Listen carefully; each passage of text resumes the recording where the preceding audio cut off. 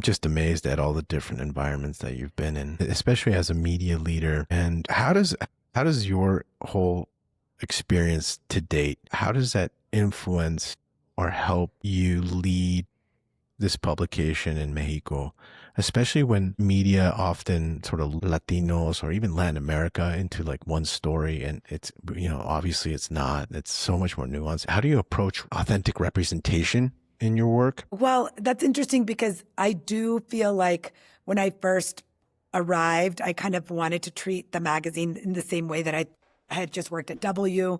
Mm-hmm.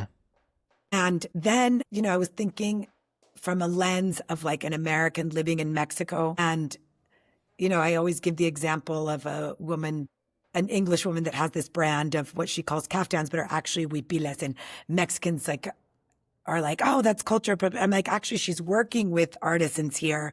And before this woman started like putting them on the map and selling them at Bergdorf's, everyone was like, oh, that's just a huipil and that's not a fashion piece. And it's kind of like you need someone from far away sometimes as a culture to kind of show the bright things.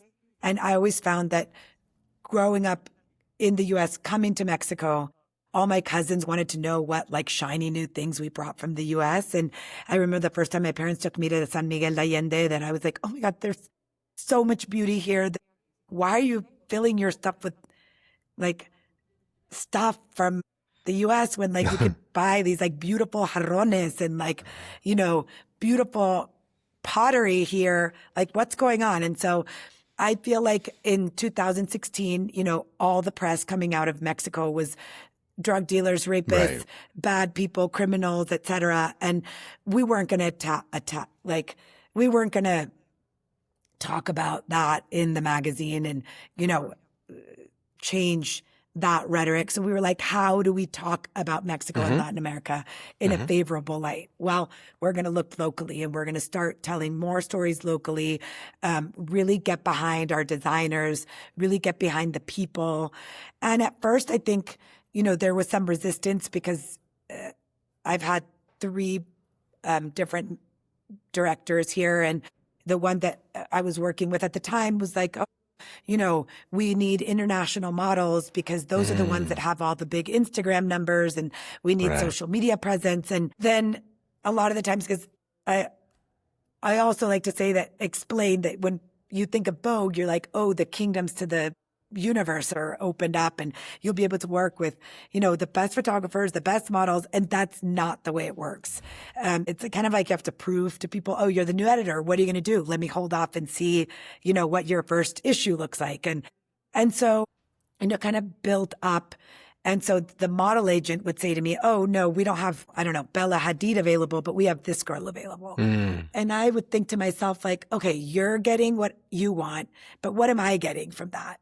Like, if you're like, why don't we try and shoot local women so that we can tell their stories?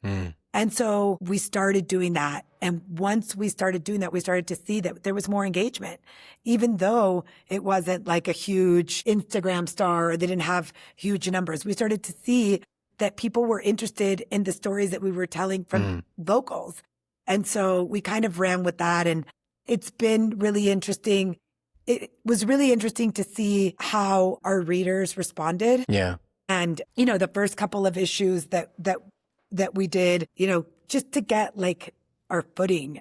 Yeah. I would say until it took us like a year for us to be like visually happy with what we were doing.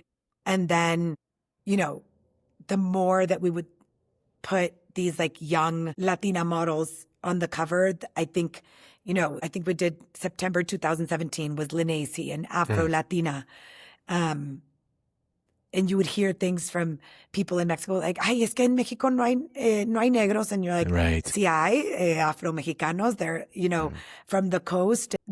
We did Linnacy, who's an Afro-Latina, and we did her with her natural Afro hair. And she was like, thank you so much for for me letting me wear my hair curly, because so many girls in DR went up to me and would say, thanks for showing that there's another kind of beauty aside from like stick straight hair, and that we don't Right. have to like burn our hair every day trying to make our hair straight. And I feel like those are the stories that we started to tell. Then we shot Camila Cabello, and when she came out with the Havana song, she has a really interesting background. She grew up part of her life in Mexico because her parents came from Cuba to Mexico. And there were just so many stories to tell. And that's how, but I do feel like as an American living in Mexico, I felt the need to tell them. And I think there was a different lens that I wore.